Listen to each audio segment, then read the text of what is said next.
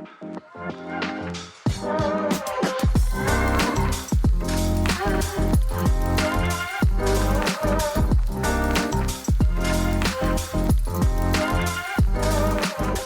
the nominees for Best Podcast are Movie On Up, Woo.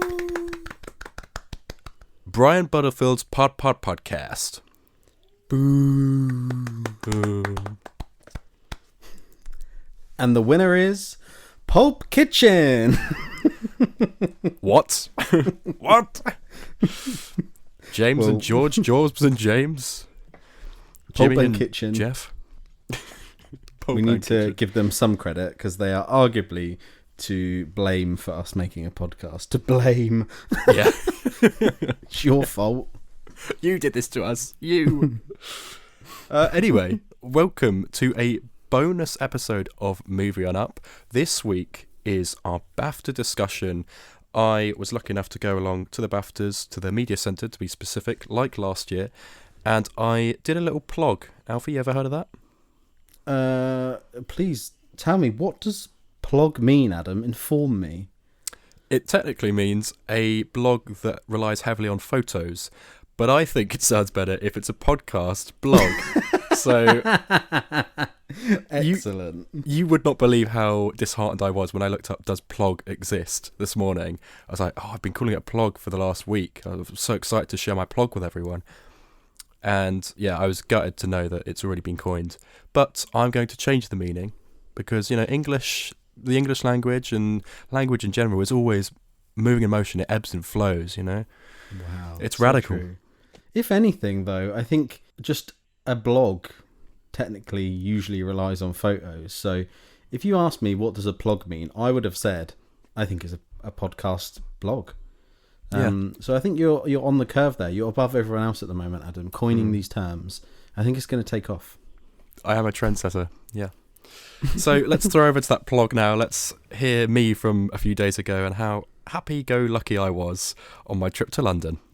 Okay, folks, so I'm on my way to the BAFTAs. I have a 3-hour journey up to London. In true South Western Railway style, there is a rail replacement bus service between Bournemouth and Southampton Airport Parkway, which I can't wait for. But yeah, second year in a row, I'm there representing Moving Up in the big leagues at the BAFTAs. I cannot wait. It's a bit of a chilly morning, but I will keep you updated. I'm almost at the train station. I forgot to say I'm wearing my Sunday best. I've got a white shirt. God, that car didn't sound healthy. I've got a white shirt on. I've got a black sort of tuxedo jacket. I've just gone for black jeans, so I'm easily mobile. You know how it is in London.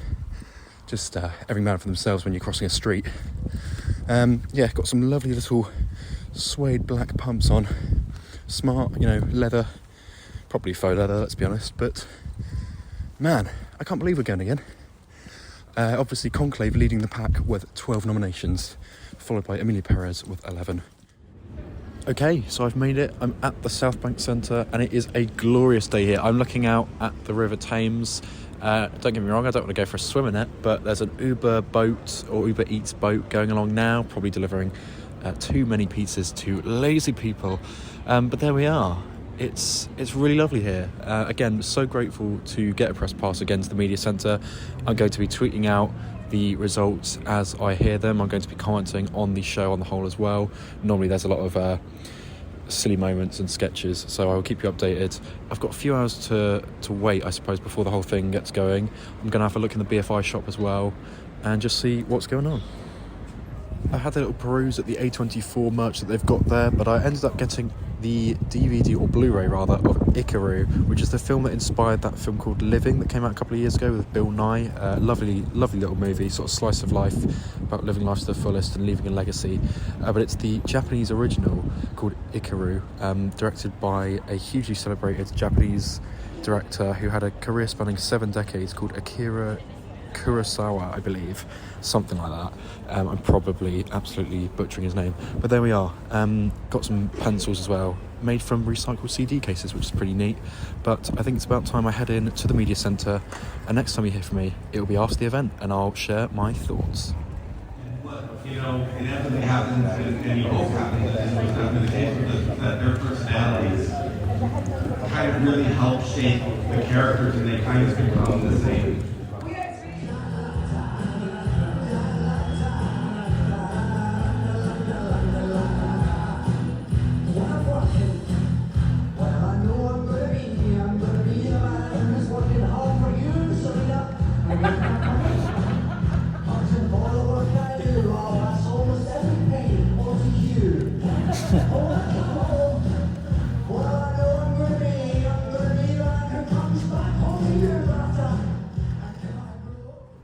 And there we have it. The 2025 EE BAFTA Film Awards are finished.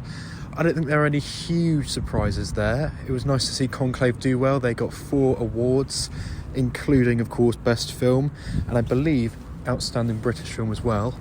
The Brutalist also took home 4 awards, including Best Director for Brady Corbett. I'm standing now looking at the National Theatre in between that and the BFI. Lovely area on the South Bank. I always love going and checking it out because it's just full of life, full of art, history, and fun, really. Security already taking down the BAFTA kind of whole staging and shelters where they're doing the interviews, and the red carpet was all laid out. But yeah, I had a great time. It was lovely watching it live like last year. I think it's difficult to get your head around what people at home are viewing, because as I understand it, as I'm recording this, it's still playing out now. I'm seeing tweets go through. So for me, everything wrapped up about half an hour ago, but I think for everyone at home, it's only about an hour and a half into the programme that I presume is about 2 hours normally. So it's interesting, but we'll compare that, I'm sure, when we're in the studio, so to speak. But overall, I thought Jeff Goldblum, brilliant addition.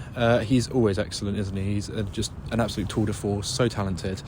I guess you could say he's a wizard on the piano. On that note, I'm going to find the nearest Wetherspoons or the Lego shop, whichever finds me first, and I'm going to hunker down there and wait till my train is due. Over and out. Thank you, Adam from the past. We're back in the studio now. With Adam in the present. But Ooh. Technically, for those of you listening, Adam in the past again. Wow, How about that? In the more recent past. Spirit, are you the ghost of Christmas past? It's Please. just 4 versions of you. I've changed. Please, Spirit, please, let me go back to my house. I'm as giddy as a schoolboy. What happened to that little frog with one leg? And Tiny Tim, who did not die. No, that was 2 months ago. Let's stop that. We are talking about the BAFTA winners. Also, thank you, Adam, for your mini plog there. Was lovely. So we're going to talk about the winners. I've got up a list here. Adam's got his list, I imagine, that he had on the night, writing down as it was happening. Pretty exciting. What are we starting with, Adam? Do you want to run through yours? Sure. Shall we start with a little discussion about the general night overall? So David Tennant was back for his 2nd year of hosting in a row, and I thought he absolutely smashed it, just as good as last year. When he came through the doors singing the Proclaimers song, right, I'm going to be 500 miles or whatever it's called. What a vibe. I can speak for us. Everyone in the media centre was absolutely beaming. We were all on board for it. It was lovely. That's so cool that you were there, like watching it on the monitor and stuff, like to see it happen all live, because it happens over a very long period of time, doesn't it, when it's happening live? But for us at home, it happens between, I think, what was it, 7 and half 8, 9? Like it flies by. So it must be really cool to see it happening as it happens almost. But yeah, he was excellent, and a bit of a random one, but seeing him host that made me then go and watch. Do you remember when he did the TV show where he was, is it Dennis Nilsson, the serial killer? I went and watched that the next day just for my fix of David Tennant. Excellent show. He's got range, hasn't he? Yeah, he's proper good, and having him as a host, as a renowned actor himself, having him host it is such a cool little, like, being on the other side for him. So yeah, I think he was excellent, and I would not be complaining if he returned to do it a 3rd year. No, me neither. Take That, Perform the Greatest Day. That's the moment in the night where I went to the toilet and got some food. I do think it was a bit of a weak performance, if I'm honest. I don't think it was... Was it? I'm not a big Take That fan, I won't lie, but I just felt like it didn't gel particularly well. But the audience there, all the celebs seemed to love it. Okay, I forgot the relevance of it, but of course it's the opening number in Anora, which I didn't connect the dots on the actual night. I was like, why take that here? And then only realised I think they played it when Mikey Madison went up for a award. I was like, oh yes, yeah, I remember now. But at the time, I was like, okay, was no one else available? Like, yeah, yeah, it was a bigger British band not possible. Like, yeah. And then finally, last bit, Jeff Goldblum doing the piano for the In Memoriam section. What a legend! Very sweet. Such a lovely You've said, man. haven't you, that you want to go see him play with his orchestra? That sounds like a euphemism. Yeah. Get your orchestra out. I'd happily watch Jeff play with his orchestra. Oh dear. Yeah, I think it's funny because I'm sure I mentioned on the pod, but I was in London last year, obviously quite a few times, but there was one particular section of time when I was there where the day I left, Jeff Goldblum was in the train station I had just left from playing the piano for the Wicked release. And I missed him then.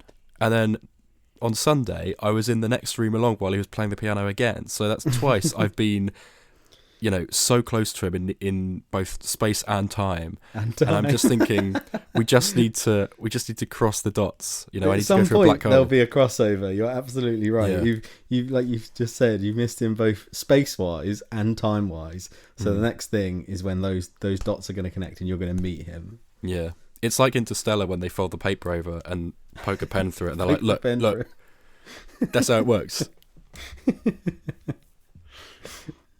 Anyway, did you think it was a fairly surprising night? I don't think I found any awards to be particularly divisive, apart from one that I'm sure you'll raise. Yeah, so the only one that I think... the only one I'm partially... sort of fair enough, but not for me, is Mikey Madison winning for Nora for leading actress. Should we go through them? The nominations were Cynthia Erivo, Carla Sofia Gascon, Marie-Jean Baptiste for Hard Truths, Mikey Madison and Nora, Demi Moore Substance, and Sacha Ronan for Outrun. And Mikey Madison won that. And yeah, like, since that as well, I think there's been more of an Oscar buzz for Nora now. Personally, I'd rather see something else win, but that's the only one that I was a bit like, oh, okay, yeah, fair enough. If that's who's winning there, like, don't get me wrong, it's a performance, but it just shocked me. I didn't think it would. I thought potentially Marianne Jean-Baptiste would, mainly because this is the BAFTAs and they do usually try and champion the British stuff, which is exactly why Wallace and Gromit won too. So I thought maybe she'd win that because she isn't nominated for an Oscar and they do it that way. But no, I was a bit shocked by that. How about you? Yeah, I'm not mad about it in any way. I thought it would go to Demi Moore, to be honest. It just seems like that's the kind of narrative that's been running through award season thus far. It's a bit like the guy in The Whale. I'm blanking on his name. Brendan Fraser, that's it, yeah. It's a bit like when he had that massive career comeback, and a bit like Ke Huy Quan as well. I sort of thought maybe we'd have another scenario this year, but no, apparently not. I'm sure, isn't it Mikey Madison's first film? That's a huge accomplishment to get a BAFTA, to get an award. Yeah, I've seen her in Scream. I think she was in like Scream 7. Okay. But other than that, I don't think I've seen her in anything. I think it's definitely her early. I think she's been in TV stuff. Yeah, I don't think she's been in much. But yeah, it's a crazy achievement to get BAFTA. It's one of the main awards, isn't it? The main one in the UK, at least. It is very impressive. Straight off of leading actress then. So leading actor, we had the winner. The nominees were Adrian Brody, Brutalist, Timothée Chalamet, Complete Unknown, Coleman Domingo, Sing Sing, Ralph Fiennes, Conclave, Hugh Grant, Heretic, and Sebastian Stan, The Apprentice. And it went to Adrian Brody. I don't think there's any shock there at all. No, I agree. He's got the air of someone who wins awards. Do you know what I mean? Like, I think it's his eyebrows. He always looks very earnest and very sincere. You could tell he knows his craft. He's a bit like Willem Dafoe in that sense, I think, where you hear him speak about acting, and it's like, oh, you're on another level, aren't you? Yeah, you're good, aren't you? yeah, you know how to act. A bit like Cillian Murphy the year before. They've just got that quiet confidence, I think. Absolutely. So supporting actress, we had Selena Gomez, Emilia Perez, Ariana Grande, Wicked. Felicity Jones, The Brutalist. Jamie Lee Curtis, The Last Showgirl. Yeah, that was the one that you mentioned. Weird that she's nominated for that. Isabella Rossellini for Conclave, and Zoe Saldana for Emilia Perez. I am Emilia Perez's number one. If Emilia Perez has 0 haters, I'm dead. Let's just put it that way. I despise this film, but I think her speech was Zoe Saldana won it, and I don't think that's a shock. And I think her speech was actually very good. I think she seemed honoured. I think she seemed quite, like you said, like earnest. She seemed taken aback by it, and the way that she related it to her own story with, I think she said like someone in her family or a friend is trans. I'll give her credit there. I think she did a right spin on winning that there, not making it about the film and about Carla Sofia Gascon, making it about herself. Props to her there. I think that's fair enough, and it didn't make me rage. I thought it would when she won, but no, I think her speech was so good that it made me go fair enough. Yeah, I agree. I'm looking at that category. I don't think it's maybe even the best category there. Just look at all the nominees together. But who would I have rather seen get it? Maybe Ariana Grande, but I don't think that was likely. No, for sure. So I guess Felicity Jones, but I don't know. She just doesn't seem to have the. I've not seen many news articles about her role. If you know what I mean, like there doesn't seem to be the backing. Yeah, absolutely. Isabella Rossellini is also one of the front runners, but personally, I'm not a fan of that because I think she was barely in Conclave, and I don't think her performance was. I mean, her scene was very impactful, but I don't get why she's been nominated for so much because she is really in that film for 2.5 minutes, maybe 3 minutes at most. So yeah, I mean, as much as I have said, I am a hater of Emilia Perez. I think Zoe Saldana, I think that's probably locked in for the Oscars as well there. If Emilia Perez is going to win an award, I hope it's for Zoe Saldana. Yeah. Moving on to supporting actor, nominees were Kieran Culkin in A Real Pain, Yuri Borisov in Anora, Clarence Macklin in Sing Sing, Edward Norton, A Complete Unknown, Guy Pearce, The Brutalist, and Jeremy Strong, The Apprentice. Winner there was Kieran Culkin. He wasn't there to collect his awards, but Jesse Eisenberg went up and delivered another great speech. He's very self-deprecating, and what you won't have seen is his backstage winners press conference when he got the original screenplay award as well for A Real Pain. And that man speaks at 100 miles an hour, which, I mean, everyone knows, but he doesn't ever waffle. Like, there's no wasted words. He's so intelligent and so switched on. It was at that point, I think he was on slightly before the end of the actual broadcast. So while they were all filtering out, all the celebrities were, getting told where to go and where to get their meal passes from for the after party and all that stuff. I quickly switched over and started listening to Jesse Eisenberg speak, and it was incredible. I was quite speechless just listening to him rattle on and on about really interesting stuff, and yeah, he's so funny. I think that performance for Kieran Culkin is absolutely locked in for the Oscar there. I think there is no doubt he's going to win that. I haven't seen the film yet, so I can't really comment on it, but you praised him as much as you could. But yeah, I think that's a definite win for the Oscars, I think. Yeah, deservedly so. Should we do director? Yeah, so what have we got? We've got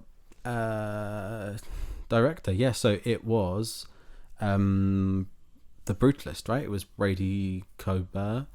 The other ones were Nora, Conclave, Dune Part 2, Emilia Perez and The Substance. This is my choice for the Oscars, and I'm glad it won the BAFTA. I think that's absolutely fair enough. Yeah, me too. I think to steer the ship of a 3.5 hour film is a feat in and of itself, but for The Brutalist to operate as well as it does, and for it to be packed full of emotion and to have heart and to have comedy in there, but also really good drama and grit. I think it's a really impressive piece of work. Straight on from that then, we got Best Film. Conclave won this. I think this is very much championing British production. It was up against Anora, The Brutalist, Complete Unknown, and Emilia Perez. I would have been more than happy for The Brutalist to win, but I can see why Conclave did win, absolutely. Yeah. what struck me as well was there was a real cheer when this was announced. It was a fairly quiet watch in the media centre, like that, obviously packed full of journalists all scribbling and typing and tweeting. And I think the only reactions really that were audible for me was when Mikey Madison won over Demi Moore. There was a bit of a gasp, not like, you know, out of just surprise, not shock per se. But then again, Conclave got a few claps, like, and a few cheers. So it's a popular film in the awards race. And I do think, actually, when Conclave left Mark Hamill's lips, I smiled and I was like, you know what, fair enough. And I'm not mad about it at all. I do think it's a good film, and I'm actually eager to rewatch it because I do think maybe it got lost in the haze of the build up to Christmas for me. And I know when I watched it, I was definitely tired. It was a late screening, and I'd been outside all day as well. So there was a lot of factors that fed into me maybe not being quite as switched on for it as I otherwise like to be. I'm happy that Conclave won. I would have liked Nora to win as well. The Brutalist, great. A Complete Unknown, I do like. I do just think it's a bit safe. It's a bit beige. Lovely and cosy, but yeah, beige. Yeah, it's kind of it's nominated for a lot, isn't it? And it's not winning anything, which is, quite a shock. But that's fair enough. I'll mention a couple of these little ones and then we'll talk about a few more. So, Outstanding Film, not in the English language, Emilia Perez. I don't think that shocked anyone. The other nominees were All We Imagine as Light, I'm Still Here, Kneecap, and Seed of the Sacred Fig, which Josh Brooker has emailed in a review of, I believe. So we'll read that on the next episode. I don't think that's any shock there, and I think that will win that for the Oscar for sure. Yeah, fair enough. It is certainly a film that's not in the English language. I see. Man, the woman. That bit's in English. When you change society, you change everything. That's the clip they played for it, wasn't it? And she just keeps going on and oh no. Outstanding debut by British writer, director, or producer. Kneecap won that one. I don't think there's any shock there. You sung that's praises when you saw it.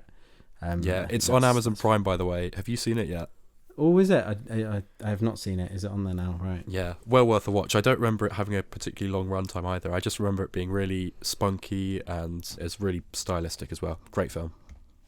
So animated film, and also we got a new category. Am I right? So it was, I believe, children and young persons film as well, and that was won both by Wallace and Gromit: Vengeance Most Foul. Yeah, children's and family film. That's what it's called. That's how they go. I like Wallace and Gromit: Vengeance Most Foul, but I think, if I'm honest, I like the idea of it. I don't think I was actually that taken aback. And it was a Christmas Day watch, obviously. 3 out of the 5 members of my family fell asleep during it. And while I did love the memes and the TikToks that came out, you know, the sort of week after that, up until New Year's Eve, that was a lovely sort of time to be on, you know, to be online and to be sifting through social media and all the gifts there. But I don't know if it's actually plot-wise that all that strong.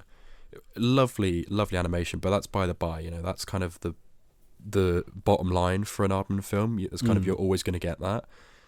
But I don't think it's actually that good when stacked against the other Wallace and Gromit films. I don't know if that's a bit of a hot take. No, I think you're quite spot on there about how the concept of it is maybe better than the actual outcome. I think Wallace and Gromit is like an institution is sometimes nicer than the actual product of it, because there's very little of it anyway. And I'm glad it won something, and it was going to, because it's the BAFTAs and it's British. And don't get me wrong, like you, I enjoyed the return of Feathers McGraw and all that kind of stuff, and having the new voice for Wallace, and seeing the animation just improves year after year after year, every new one you get. But I kind of agree. I think it's definitely like second weakest Wallace and Gromit film. I don't know what ones you've seen, but it's definitely, it's not as good as Were Rabbit. It's not as good as the 3 original shorts. I'd say it's only better than the loaf of bread Bakelite one. Yeah. Oh, I'm in bread too. Oh. That's the one clip I always see of that film. It's the only clip. Yeah, it's the only. Nothing the else only is scene. memorable. What else should we discuss? I think the Wild Robot got snubbed, actually. Yeah, it's been nominated for, what, 2 categories or 3 categories, maybe? But I do fear that it won't get any Oscars, which is a real shame because I think it's the best animation, if I'm honest. I think you should hold your breath. I think it might do well at the Oscars. I really do. Okay. I think it might come through and win that there. Hopefully. Yeah, it would be nice for it to win. Wicked getting 2 of the technical categories was nice. I don't think it was ever going to win any of the big awards, but it's certainly the sort of people's film of the year, isn't it? But it got costume design and production design, which, yeah, fair enough. Just giving real Barbie energy. It's exactly what happened. Nominated for a lot, not winning much. Yeah, you're right. It did wipe out Nosferatu in a couple of its categories, but I'm okay with that. I guess Nosferatu, it just hasn't really been pushed this season. I do think it should have been a Best Picture nominee, frankly, but yeah, unfortunately, it's not really in with a chance. Other notable things: Dune Part 2 got sound, got special visual effects as well. Great, well deserved. Makeup and hair was for The Substance as well, which is the only win of the night I think it got. And I mean, if it's going to get a win, that is the win it's going to get for those grisly makeup and hair. But I'm sad that Demi Moore didn't get actress. As much as I said, Mikey Madison, fair enough. I am holding out hope for her to get the Oscar for it. Yeah. Original score should have been to challengers, but as they're not even nominated, it went to The Brutalist, Daniel Bloomberg. And you know what? I think looking at the others on here, that's fine with me. I think that's probably the winner out of that category for me, because they used the song, the score in the trailers, which I think always had such a great impact whenever I saw the trailer before a film. Everyone really sat up and was like, oh, this looks impactful, this looks important. And obviously they've used it in every bit of social media promotion and every awards push that they've put out there. And yeah, I think it is a great, it's thumping, and it does really, it's brooding, isn't it? It gets you. Yeah, absolutely. I'm trying to think if there's any other categories. Oh, Warwick Davis getting the BAFTA Fellowship. That was a lovely speech. That really moved me. Yeah, when it zoomed over to Ralph Fiennes, and he was crying while he was speaking, and then Warwick started crying when he mentioned his wife, and it was proper nice, and you could see the respect that everyone in that room had for him, as much as every now and then he gets memed by being on ITV, sort of daytime TV, doing game shows. He is an absolute great actor, and some of the stuff he's in, bless him, I think it's cool. I think he's an excellent man, isn't he? He's great. I was just going to say, I don't know how much time it was given in the general edit on BBC One, but having been there and watching the whole thing, they really took the time to build that up, and they had like a 5-minute VT with George Lucas in it and some of his cast members. Tom Felton did a great speech, actually, and I think Tom Felton is a bit of a meme. He's become a bit of a caricature of himself, always talking about Harry Potter. He's so proud of it, and I don't think he'll ever no good on him. Tom Felton, absolutely good on him, in my opinion. If you've been in something he really like is that's monumental, he's just living off Comic-Cons, isn't he? That's all he does. I think now he just goes to Comic-Cons, and fair enough.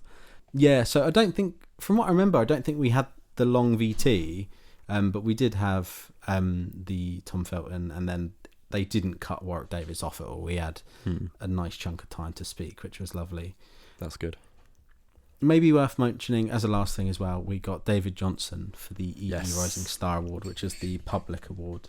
But yeah, I think that's probably the only person there. And let me see, Mikey Madison, Ivan Rizwan. Yeah, so out of all of those that I know, David Johnson winning that, absolutely. He seemed so humble as well, and his speech was lovely. So I've probably seen Niban Rizwan in more projects, and I think same. I would have expected him to win, if anyone. But that was actually the award that got the biggest sort of smile for me when it was announced. I was like, that's the one I really wanted a specific person to win. Yeah. And he was so, again, earnest is such the right word for him. He's got a brilliant smile, and he's so humble, and delivered a great speech, one of the best speeches I've heard in a long time. Just really, not preachy per se, but it was, again, he echoed similar points in his winners' press conference afterwards. And he said, look, I'm not saying I'm the first person to ever do this. There's been many before, and there's been many that will come after me. And again, like seeing the social media stuff that they put out with James McAvoy and Letitia Wright afterwards, so wholesome. Really great stuff. Absolutely. Well, that is our mini review of Adam's BAFTA experience and us breaking down the winners. And we cannot wait now. What have we got? We got the SAG Awards this Sunday, Monday, I think, which will cement any of these. If people who've won the BAFTAs here also win with the SAG Awards, that is a concrete for the Oscar, almost always. So it'll be exciting to see if there's any differences, any similar ones. And then, a couple of weeks down the line, we've got the BAFTAs going on, and I'm excited to talk about it. It's always fun. Sorry, Oscars, my bad. Super excited to talk about it. It will be a good time. This episode is coming out on Friday, I believe, and then it will be followed by our review of Captain America, Brave New World, and Bridget Jones, Man About the Boy. Man About the Boy, which Adam has been singing praises of. So that's coming out a little bit later this week. And we mentioned what's the fig film called? The fig film. The fig film. What's it called? Fig rolls. Fig rolls. Are you a fan of fig rolls? I'm a fan of fig rolls. Oh, they're proper granddad. I wouldn't touch them with a 10-foot barge pole.